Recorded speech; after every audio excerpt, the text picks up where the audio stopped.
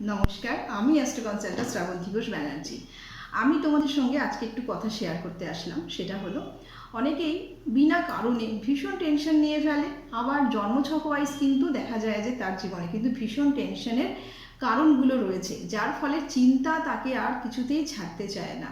কিছু ছোট ছোট জিনিসেই ভীষণ চিন্তা হয়ে যায়, মানসিক প্রেশার চলে আসে, ডিপ্রেশনে চলে যায় এবং তার সঙ্গে কি করে অহেতুক চিন্তা করে বসে বসে। কিন্তু আমাকে একটা কথার উত্তর বলো তো তোমরা, আমরা চিন্তা করে টেনশন নিয়ে কোনো দিন কি কোনো সমস্যার সমাধান করতে পেরেছি? না পারবো, কোনো দিনই পারবো না। সেই জন্য তার ফলে কি হচ্ছে, একটা নেগেটিভ রিয়াকশন কি পাচ্ছি আমরা, পজিটিভ থাকতে পারছি না। আমাদের টেনশনের জন্য কিন্তু আমাদের চন্দ্র ডিস্টার্ব হচ্ছে। এই চন্দ্র যখনই ডিস্টার্ব হয়ে যাচ্ছে তখন কি হচ্ছে, এক তো আমাদের অর্থনৈতিক জায়গায় সমস্যার মধ্যে পড়ে যাচ্ছি, দ্বিতীয়ত আমরা মানসিকভাবে ভীষণভাবে মানসিকভাবেও বিপর্যস্ত হয়ে যাচ্ছি এবং বিবিধ নানা রকম কারণের মধ্যে চলে আসছি। তো আমি প্রত্যেকেই বলবো, টেনশন না করে যে সমস্যার মধ্যে রয়েছে সেই সমস্যা থেকে কিভাবে বার হবে সেই চিন্তা করো, দেখবে খুব তাড়াতাড়ি তার সমাধান পেয়ে যাবে।